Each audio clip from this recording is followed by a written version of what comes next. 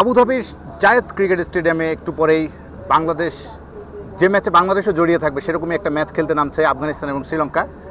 আফগানিস্তান শ্রীলঙ্কা ম্যাচের দিকে বাংলাদেশের দর্শকরা আজকে সবাই অধীর আগ্রহে তাকিয়েছে এবং আমি শিওর বাংলাদেশের ম্যাক্সিমাম কি প্রায় সব দর্শকই শ্রীলঙ্কাকে সাপোর্ট করবে, কারণ শ্রীলঙ্কা বাংলাদেশ জিতলেই বাংলাদেশ সুপার ফোরে যেতে পারবে এশিয়া কাপে।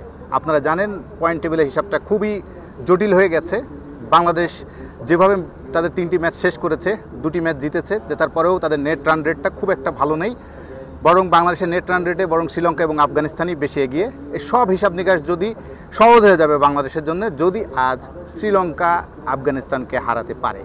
তো বাংলাদেশ আজকে সবাই শ্রীলঙ্কাকে সাপোর্ট দিচ্ছে। শ্রীলঙ্কান দর্শকরা বাংলাদেশকে নিয়ে কি ভাবছে সেটা আমরা একটু শুনে আসি। Sri Lanka will win the match, then Bangladesh can go for the semi-finals. That is why we are here. We are supporting Sri Lanka to win the match. Then Bengali can go with us for semis.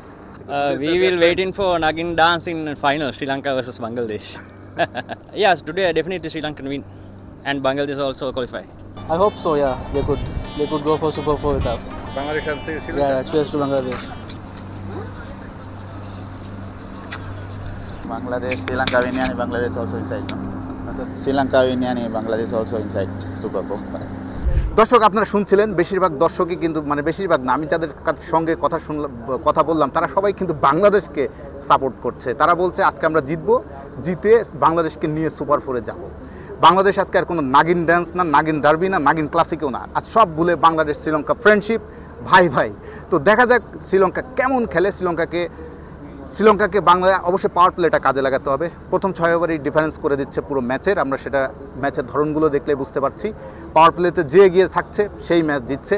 আজ বাংলাদেশ পুরো বাংলাদেশ যে ম্যাচে বাংলাদেশ নেই, শ্রীলঙ্কা খেলবে আফগানিস্তানের সঙ্গে, সেই ম্যাচে বাংলাদেশও খুব ভালোভাবে জড়িয়ে, কারণ এখানে বাংলাদেশের ভাগ্য জড়িয়ে। আফগানিস্তান যদি জিতে যায় সেক্ষেত্রে আবার জটিল হিসাব, সেখানে বাংলাদেশের বাদ পড়ার সংখ্যাটাই বেশি, কারণ শ্রীলঙ্কা এবং আফগানিস্তানের তুলনায় বাংলাদেশের নেট রান রেটে যে বাংলাদেশ পিছিয়ে সে তো আগেই বলেছি। তো দেখা যাক বাংলাদেশের ভাগ্যে কি আছে। সবাই তাকিয়ে আজ আবুধাবির দিকে।